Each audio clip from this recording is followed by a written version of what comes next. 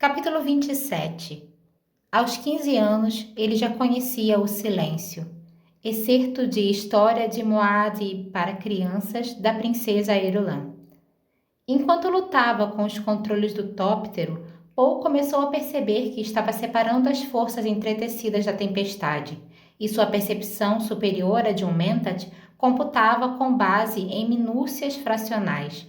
Ele sentia as frentes de poeira, os vagalhões, as misturas turbulentas, um ou outro vórtice. O interior da cabine era uma caixa enfurecida, iluminada pelo brilho verde dos instrumentos.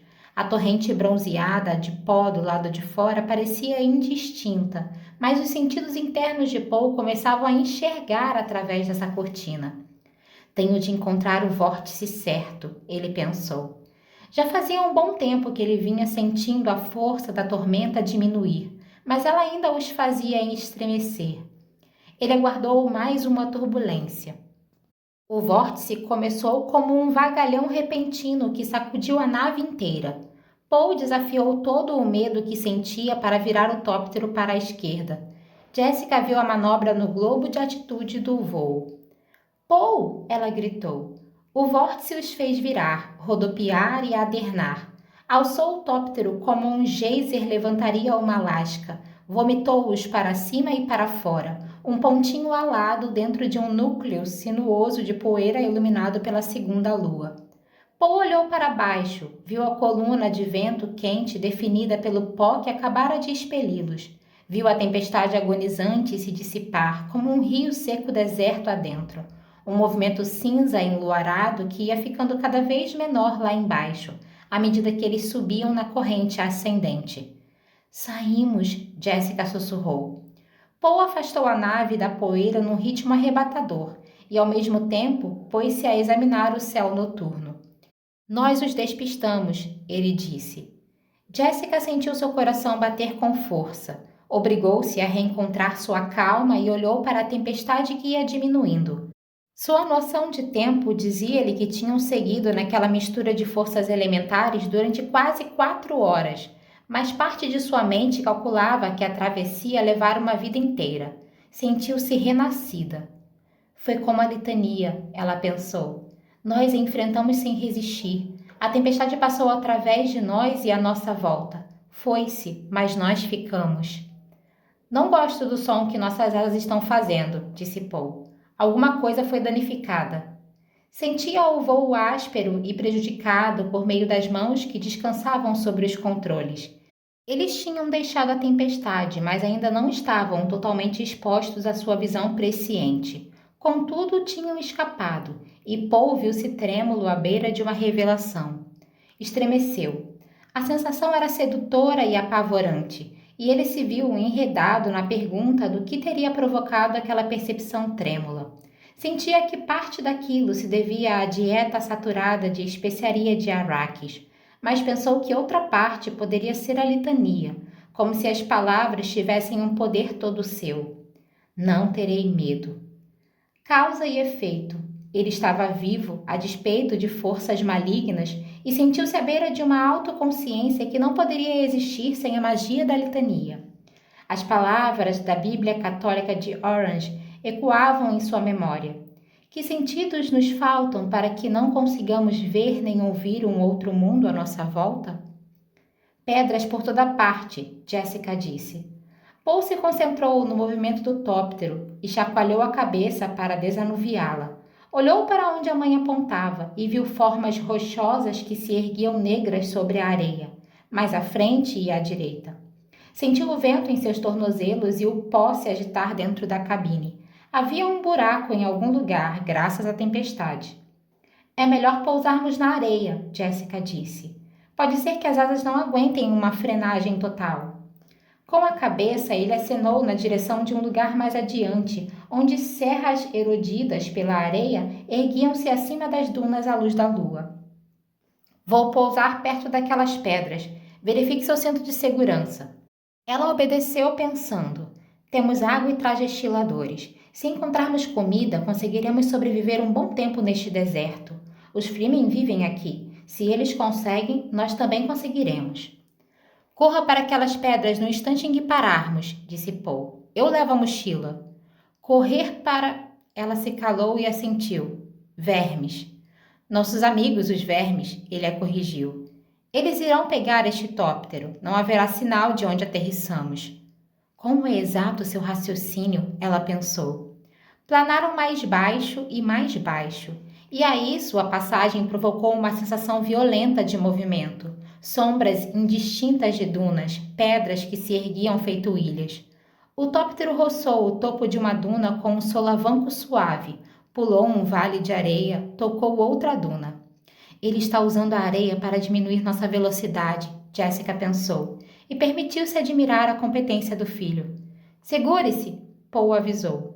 Ele puxou os freios das asas, suavemente no início, depois com força progressiva. Sentiu-as bater em concha e seu alongamento diminuir cada vez mais rápido. O vento uivava nas coberteiras e remiges imbrincadas dos folhos das asas. De repente, depois de uma única e levíssima sacudidela de aviso, a asa esquerda, enfraquecida pela tempestade, dobrou-se para cima e para dentro, chocando-se com o lado do tóptero. A nave deslizou pelo topo de uma duna, virando para a esquerda. Tombou e desceu a outra face do monte, enterrando o nariz na duna seguinte, em meio a uma cascata de areia. Caíram sobre o lado da asa quebrada, com a asa direita apontada para as estrelas. Paul livrou-se do cinto de segurança, lançou-se para cima por sobre sua mãe e abriu a porta à força. A areia entrou na cabine, envolvendo-os, trazendo consigo um odor seco de pederneira queimada. Ele pegou a mochila que estava lá atrás e viu que sua mãe tinha se soltado do cinto. Ela subiu na lateral do banco direito e saiu, pisando no casco metálico do tóptero. Paul a seguiu puxando a mochila pelas alças. Corra! Ele ordenou. Ele apontou o topo da face da duna e além, onde era possível ver uma torre de pedra carcomida pelas rajadas de vento e areia. Jessica saltou do tóptero e correu, usando as mãos e os pés para escalar a duna escorregadia.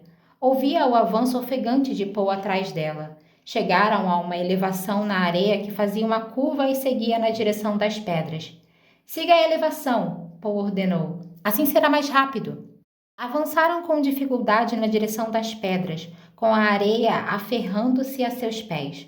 Um ruído novo chegou até eles, um sussurro abafado, um silvo, um resvalar abrasivo. Verme, disse Paul. O barulho ganhou volume. Mais rápido, disse Paul ofegante.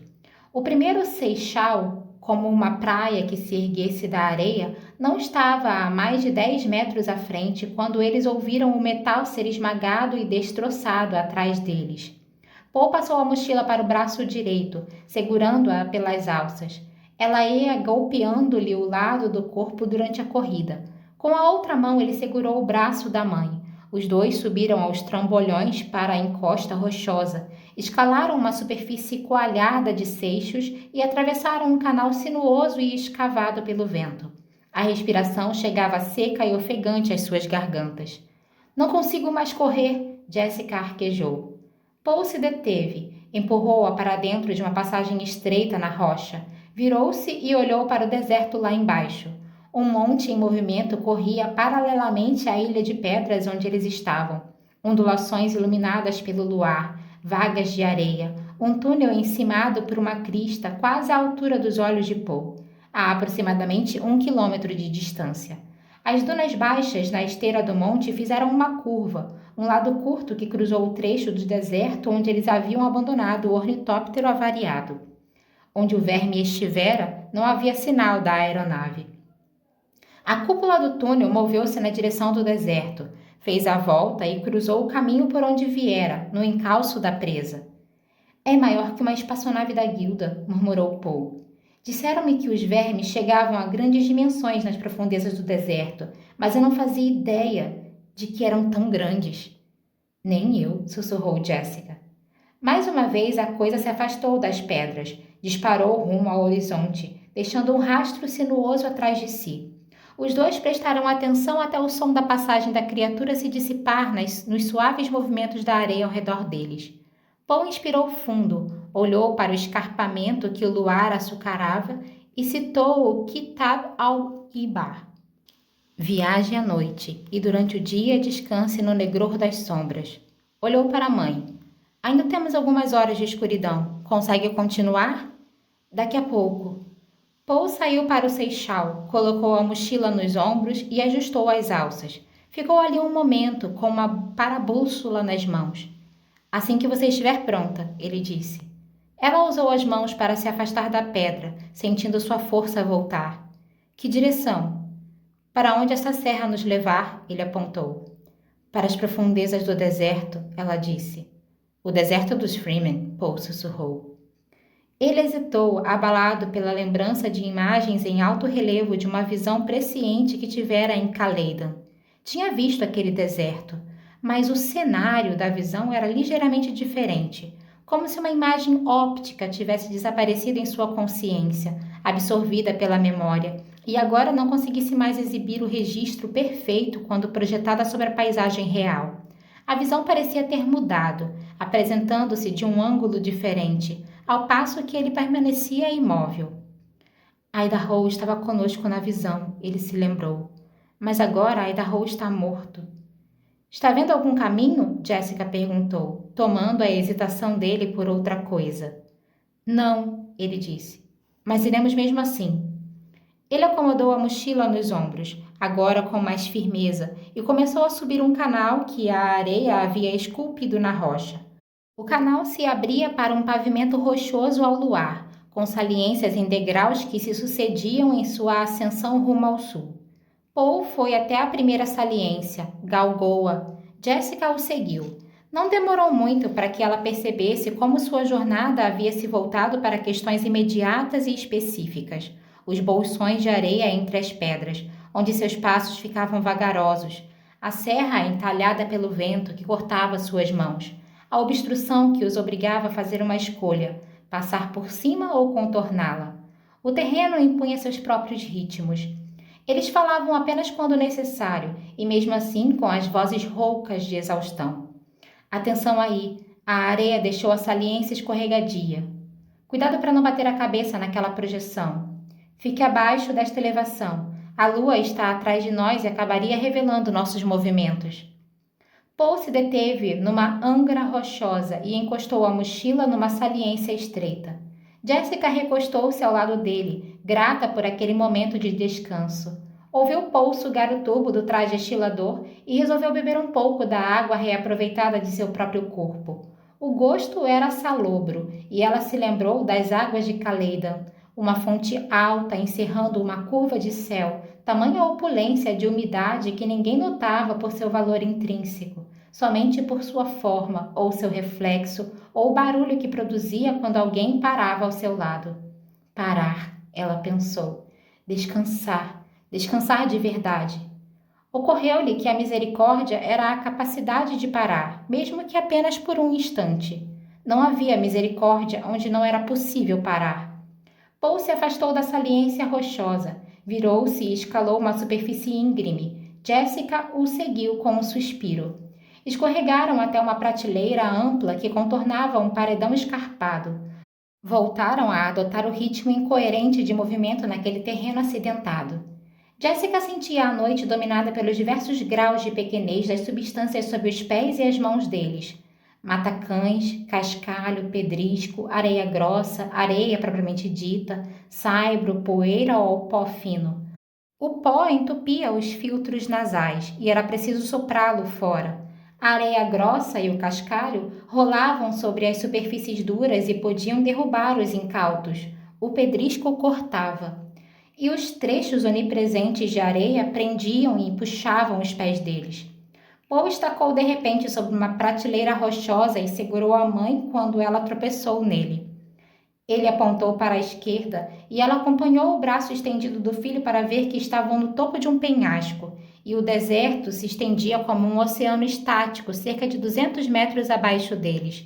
Jazia ali, cheio de ondas prateadas pelo luar, sombras de ângulos que aos poucos se desfaziam em curvas, e ao longe erguiam-se no borrão cinzento e nebuloso de mais um escarpamento. Deserto aberto, ela disse. Extenso demais para atravessarmos, disse Paul, e a voz dele saiu abafada pelo filtro que lhe cobria o rosto. Jessica olhou para a esquerda e para a direita, nada além de areia lá embaixo. Paul olhou diretamente à frente, por sobre as dunas expostas, observando o movimento de sombras à passagem da lua. São cerca de 3 ou 4 quilômetros de travessia, ele disse. Vermes, ela falou. Com certeza. Ela se concentrou em seu cansaço, na dor muscular que embotava seus sentidos. Vamos descansar e comer? Paul tirou mochilas das costas, sentou-se e usou-a como encosto.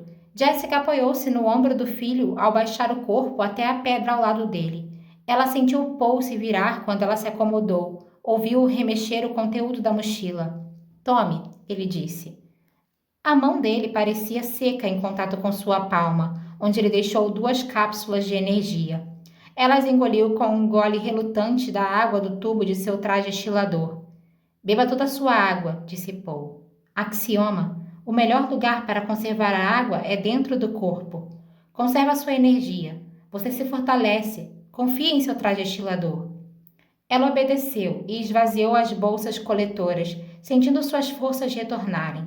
Pensou então como era tranquilo ali, naquele momento de cansaço, e lembrou-se de ter ouvido certa vez o guerreiro menestrel Gurney Halleck dizer: melhor ter um bocado seco de comida e com ele a tranquilidade do que ter a casa cheia de festins com rixas. Jessica repetiu as palavras para Paul. Esse era Gurney, ele disse. Ela percebeu o tom da voz dele, como se falasse de um morto, e pensou, e pode ser que o pobre Gurney esteja mesmo morto. Os soldados Atreides estavam mortos. Eram prisioneiros ou, assim como eles, haviam se perdido naquele vazio desprovido de água. Gurney sempre conhecia a citação certa para cada ocasião, disse Paul. Posso ouvi-lo agora. E eu secarei os rios e venderei a terra, entregando-o na mão dos maus, e assolarei a terra e a sua plenitude pela mão dos estranhos. Jessica fechou os olhos, viu-se à beira das lágrimas, comovida pelo fato na voz do filho. Sem demora, Paul disse, como é que está se sentindo? Ela entendeu que a pergunta se referia à sua gravidez e disse, sua irmã só nascerá daqui a vários meses. Ainda me sinto fisicamente capaz. E ela pensou, a formalidade rígida com que fala meu próprio filho. Em seguida, por ser o hábito das Bene Gesserit buscar a resposta para tamanha singularidade no íntimo da alma, ela procurou e encontrou a origem de sua formalidade. Tenho medo de meu filho. Temo sua estranheza. Temo o que pode ver em nosso futuro, o que pode me contar. Paul cobriu os olhos com o capuz e pôs-se a escutar os ruídos da noite e seus insetos atarefados. Os pulmões estavam saturados com seu próprio silêncio. O nariz comichava. Ele o coçou, removeu o filtro e percebeu o cheiro forte de canela. Há especiaria por perto. O melange, ele disse. Um vento macio afagou o rosto de Paul e agitou as pregas de seu albornoz. Mas aquele vento não trazia a ameaça de uma tempestade. Ele já percebia a diferença. Logo amanhecerá, ele disse. Jessica assentiu. Há uma maneira de atravessar em segurança aquele trecho desprotegido de areia, disse Paul. É o que os Fremen fazem. E os vermes? Se instalássemos o martelador de nosso Frank Kit aqui atrás, nas pedras, disse Paul, isso manteria o verme ocupado durante algum tempo. Ela olhou para a extensão do deserto enluarado entre eles e outro escarpamento. O suficiente para percorrermos 4 quilômetros? Talvez. E se caminhássemos até lá, produzindo apenas sons naturais do tipo que não atrai os vermes? Paul examinou o deserto aberto, vasculhando sua memória presciente, sondando as alusões misteriosas a marteladores e ganchos de criador no manual do Frame Kit que acompanhava a mochila com a qual tinha escapado. Achou estranho que só sentisse um pavor penetrante ao pensar nos vermes. Ele sabia, como se a informação estivesse justamente à beira de sua percepção, que os vermes deviam ser respeitados e não temidos. Chacoalhou a cabeça. Os sons não podem ter ritmo, disse Jessica. O quê? Ah, sim. Se quebrarmos o ritmo de nossos passos, a própria areia deve se deslocar às vezes. Os vermes não conseguiriam investigar todo e qualquer barulhinho, mas precisamos estar totalmente descansados antes de tentar. Ele olhou para o outro paredão de rocha, vendo a passagem do tempo nas sombras verticais deixadas pelo luar. Vai amanhecer em menos de 1 hora. Onde passaremos o dia? Ela perguntou. Paul virou-se para a esquerda e apontou. O penhasco faz uma curva para o norte ali adiante. Vê-se pela erosão que se trata da face exposta ao vento. Deve haver fendas ali e profundas. Então é melhor irmos andando? Ela perguntou. Ele se levantou e a ajudou a ficar de pé. Já descansou o suficiente para a descida? Quero chegar o mais perto possível do nível do deserto antes de escaparmos. O suficiente, ela acenou com a cabeça, indicando que ele tomasse a frente. Ele hesitou, depois ergueu a mochila, acomodou-a nos ombros e começou a se afastar, seguindo o penhasco. Se ao menos tivéssemos suspensores, pensou Jessica. Seria tão simples pular lá para baixo, mas talvez os suspensores sejam mais uma coisa a se evitar no deserto aberto. Pode ser que atraiam os vermes da mesma maneira que os escudos. Chegaram a uma série de prateleiras descendentes e mais adiante viram uma fissura cuja borda delineada pela sombra do luar apontava o caminho ao longo do vestíbulo.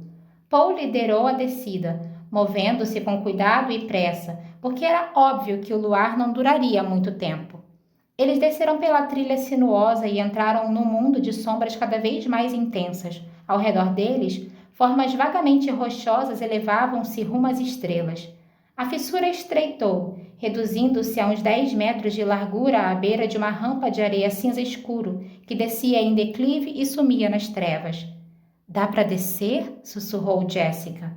Creio que sim. Ele experimentou a superfície com um dos pés. Podemos escorregar até lá embaixo, ele disse. Eu vou primeiro. Espere até me ouvir parar. Cuidado, ela disse. Ele passou a rampa, deslizou e escorregou, descendo a superfície fofa até um piso quase plano de areia compactada. O lugar ficava nas profundezas dos paredões de rocha. Veio o som de areia deslizando atrás dele. Ele tentou enxergar o alto da rampa no escuro e quase foi derrubado pela cascata, que foi diminuindo até se calar. Mãe, disse ele. Não houve resposta. Mãe? Ele largou a mochila e se atirou rampa acima, usando os pés e as mãos para subir, cavando, jogando areia para todos os lados feito um selvagem. Mãe! Foi seu grito sufocado. Mãe, onde você está? Outra cascata de areia o levou de roldão, enterrando-o até os quadris. Ele se libertou com esforço. Ela foi apanhada pelo deslizamento de areia, ele pensou. Foi enterrada. Preciso ter calma e resolver isso com cuidado. Ela não vai sufocar imediatamente. Vai se acalmar, entrar em suspensão bindo para reduzir sua necessidade de oxigênio. Ela sabe que vou desenterrá-la. À maneira das Bene Gesserit, como ela o havia ensinado, Paul controlou as batidas desenfreadas de seu coração. Fez de sua mente uma tábula rasa sobre a qual os últimos momentos poderiam se inscrever. Todos os deslocamentos e desvios da avalanche se repetiram em sua memória, movendo-se com uma pompa interior que contrastava com a fração de segundo de tempo real exigida pela recordação inteira. No mesmo instante, Paul subiu a rampa na diagonal, sondando com cautela até encontrar a parede da fissura, uma curva saliente da rocha. Começou a cavar, deslocando a areia com cuidado para não provocar outro deslizamento. Um pedaço de tecido chegou às suas mãos. Ele o acompanhou e encontrou um braço. Delicadamente, ele seguiu o curso do braço e descobriu o rosto da mãe. — Está me ouvindo? Ele sussurrou. Sem resposta. Cavou mais rápido e liberou os ombros de Jessica. Ela não reagiu ao contato das mãos dele, mas Paul detectou uma pulsação fraca. A suspensão bindo, ele disse consigo mesmo. Ele removeu a areia até a cintura da mãe, passou os braços dela sobre seus ombros e puxou a rampa abaixo, devagar a princípio, depois arrastando-a o mais rápido possível, sentindo a areia ceder logo acima. Começou a puxá-la cada vez mais rápido, ofegante com o esforço, pelejando para manter o equilíbrio. Viu-se então de volta ao chão, compacto da fissura. Jogou a mãe sobre o ombro e disparou numa carreira vacilante quando a rampa inteira veio abaixo com um silvo ruidoso que ecoou e foi ampliado pelas paredes de rocha. Ele se deteve no fim da fissura, que sobreceava a progressão de dunas do deserto, uns 30 metros abaixo. Com toda a delicadeza, ele deitou a mãe sobre a areia e pronunciou a palavra que a tiraria do estado cataléptico. Ela foi acordando aos poucos, inspirando cada vez mais fundo. Eu sabia que você me encontraria, ela murmurou. Ele voltou a olhar para a fissura. Talvez tivesse sido melhor não encontrá-la. Paul! Perdi a mochila, ele disse. Está enterrada debaixo de centenas de toneladas de areia, no mínimo. Tudo? A água extra, a tenda destiladora, tudo que importa. Ele tateou um bolso. Ainda tenho a parabússola. Remexeu o conteúdo da faixa em sua cintura.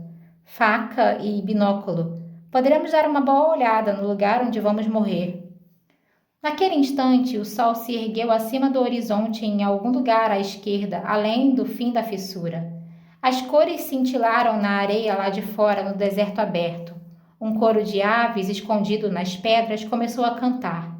Mas Jessica só tinha olhos para o desespero estampado no rosto de Paul. Deu à sua voz um tom de desprezo e disse: Foi isso que lhe ensinaram? Não entende? Ele perguntou. Tudo de que precisamos para sobreviver neste lugar está debaixo daquela areia. Você me encontrou, ela disse.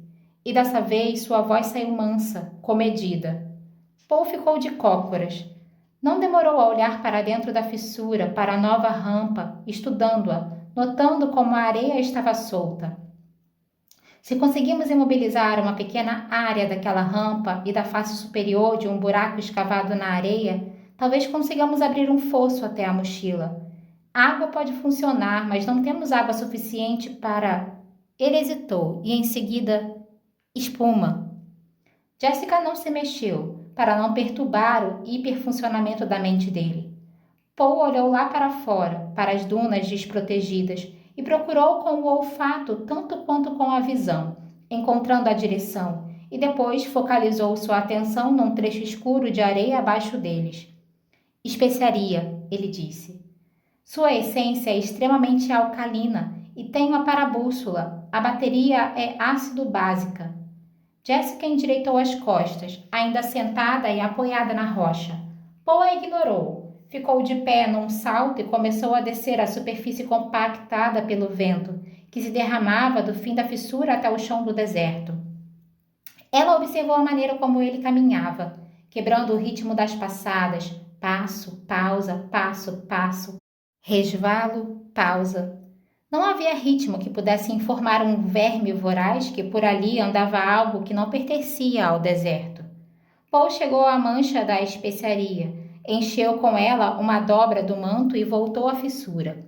Derramou a especiaria na areia diante de Jessica, agachou-se e começou a desmontar a parabússola, usando para isso a ponta de sua faca. O mostrador da bússola saiu. Ele tirou a faixa da cintura, espalhou as peças da bússola em cima do tecido, levantou e removeu a bateria. O mecanismo do mostrador foi o próximo, deixando um compartimento côncavo e vazio no instrumento. Vai precisar de água, disse Jessica. Paul pegou o tubo coletor em seu pescoço, sugou, enchendo a boca e cuspiu a água dentro do compartimento côncavo. Se não der certo, será um desperdício de água, Jessica pensou. Mas ainda não fará a menor diferença.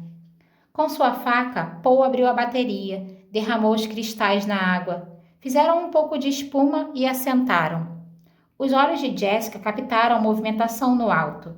Ela ergueu os olhos e viu uma fila de gaviões ao longo da beirada da fissura. Estavam empoleirados ali, fitando a água exposta lá embaixo. Grande mãe, ela pensou. Percebem a água mesmo de tão longe.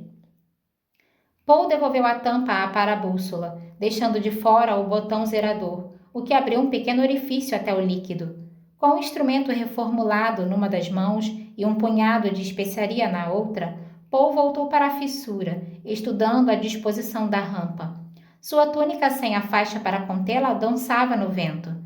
Subiu parte da rampa com dificuldade, desalojando com os pés riachos de areia, jatos de poeira. Não demorou a parar. Enfiou uma pitada de especiaria na parabússola e sacudiu o estojo do instrumento.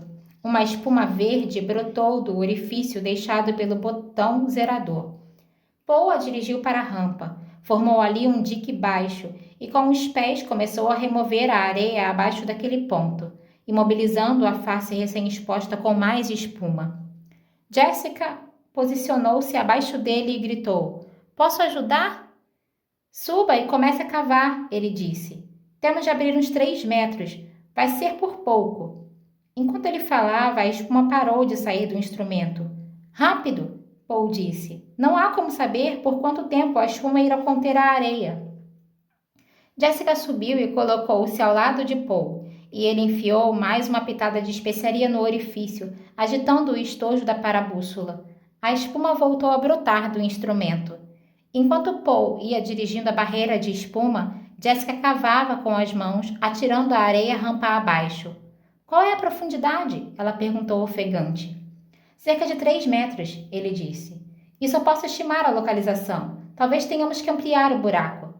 Deu um passo para o lado, escorregando na areia solta. "Cave uma rampa daí onde está para dentro do fosso. Não desça em linha reta." Jessica obedeceu. Aos poucos o buraco foi se aprofundando e chegou ao mesmo nível do piso da bacia, nem sinal da mochila. "Será que calculei mal?" Paul se perguntou. "Foi meu pânico inicial que provocou este erro. Será que isso prejudicou minha faculdade?" Olhou para a bússola. Restavam menos de 2 onças de infusão ácida. Jessica se aprumou dentro do buraco. Passou a mão manchada de espuma pelo rosto. Os olhos dela encontraram os de Paul. "A face superior", Paul disse. "Vá com cuidado agora." Ele acrescentou mais uma pitada de especiaria ao recipiente. Fez a espuma brotar em volta das mãos de Jessica, que começou a escavar numa face vertical no declive superior do buraco. Na segunda passada, as mãos dela encontraram algo resistente. Aos poucos, ela foi desenterrando um pedaço da alça com uma fivela plástica. "Não mexa mais nisso", Paul disse, e sua voz era quase um sussurro. "Acabou a espuma." Jessica segurou a alça numa das mãos e olhou para o filho. Paul jogou a parabússola vazia no chão da bacia e disse: "Dê-me a outra mão. Agora escute com atenção. Vou puxar você para o lado e para baixo. Não solte a alça. Não descerá muita areia do topo. Esta rampa acabou se estabilizando. Só vou tentar manter sua cabeça fora da areia. Quando o buraco estiver cheio, poderemos desenterrar você e puxar a mochila." "Entendi", ela disse. "Pronta?" "Pronta." Ela fechou os dedos com força em volta da alça. Com um único impulso, Paul a puxou meio corpo para fora do buraco, mantendo a cabeça da mãe alta enquanto a barreira de espuma cedia e a areia deslizava para baixo. Quando tudo acabou, Jessica continuava enterrada obliquamente, até a cintura, com o braço e o ombro esquerdos ainda debaixo da areia, e o queixo protegido por uma dobra do manto de Paul. O ombro dela doía devido ao esforço. "Ainda estou segurando a alça", ela disse. Devagar, Paul enfiou uma das mãos na areia ao lado da mãe e encontrou a alça. "Juntos", ele disse. "Pressão contínua. Não podemos rompê-la." Um pouco mais de areia escorregou lá de cima enquanto os dois puxavam a mochila. Quando a alça rompeu a superfície, Paul parou e tirou a mãe da areia. Juntos, então, eles puxaram a mochila rampa abaixo e para fora do local onde estivera aprisionada. Em poucos minutos estavam os dois no chão da fissura, segurando a mochila entre eles. Paul olhou para a mãe. A espuma manchava-lhe o rosto e a túnica. A areia havia emplastrado nos pontos onde a espuma secara. Ela parecia ter sido alvo de bolas de areia verde e úmida. "Você está horrível", ele disse. "Você também não está nada bonito", ela disse. Começaram a rir. Depois voltaram a ficar sérios. "Isso não deveria ter acontecido", Paul disse. "Fui descuidado." Ela encolheu os ombros, sentindo a areia emplastrada se despregar de sua túnica e cair. "Vou montar a tenda", ele disse. "É melhor tirar essa túnica e dar-lhe uma boa sacudida." Ele se virou, levando a mochila. Jessica concordou com a cabeça, de repente cansada demais para responder. "Existem buracos na pedra para os espeques", disse Paul. "Alguém já acampou aqui antes." "Por que não?" ela pensou enquanto limpava sua túnica. Era um lugar provável para um acampamento, enfurnado entre paredões de rocha, de frente para um outro penhasco a uns 4 quilômetros de distância, alto bastante para evitar os vermes, mas perto o suficiente do deserto para permitir acesso fácil antes de uma travessia. Ela se virou vendo que Paul já tinha armado a tenda, cujo hemisfério abobadado e estriado se misturava às paredes da fissura. Paul passou por ela, erguendo o binóculo. Ele ajustou a pressão interna do instrumento com uma torção rápida, focalizando as lentes de óleo no outro penhasco, que se erguia castanho e dourado à luz da manhã depois de toda aquela areia desprotegida. Jessica ficou observando enquanto Paul examinava aquela paisagem apocalíptica, sondando com os olhos rios de areia e desfiladeiros. Existem plantas ali adiante, ele disse. Jessica pegou o binóculo extra na mochila ao lado da tenda e colocou-se ao lado de Paul. Lá, ele disse, segurando o binóculo com uma das mãos e apontando com a outra. Ela olhou para onde ele apontava. Carnegias, ela disse, e bem raquíticas. Pode haver pessoas por perto, Paul disse. Poderiam ser os restos de uma estação de experimentação botânica, ela advertiu. Estamos muito ao sul, deserto adentro, ele disse. Baixou o binóculo, passou a mão sob o regulador do filtro, sentindo os lábios secos e rachados, o gosto poeirento da sede na boca. Tenho a sensação de que o lugar pertence aos Freeman, ele disse. Tem certeza de que os Freeman serão amistosos? Ela perguntou. Kynes prometeu que eles ajudariam. Mas a gente deste deserto conhece o desespero, ela pensou. Eu mesma o senti hoje. Pessoas desesperadas podem nos matar para ficar com nossa água. Ela fechou os olhos e, para se proteger daqueles ermos, conjurou em sua mente uma imagem de Kaleida. Fizeram uma viagem de férias certa vez, somente ela e o Duque Leiro antes de Paul nascer. Sobrevoaram as selvas do sul, a folhagem silvestre aos berros e arrozais dos deltas, e viram as fileiras de formigas no verde, bandos de homens que levavam suas cargas nos ombros em varas sustentadas por suspensores, e na imensidão do mar, as pétalas brancas dos trimarãs. Tudo aquilo perdido. Jessica abriu os olhos e viu o silêncio do deserto, o calor crescente do dia.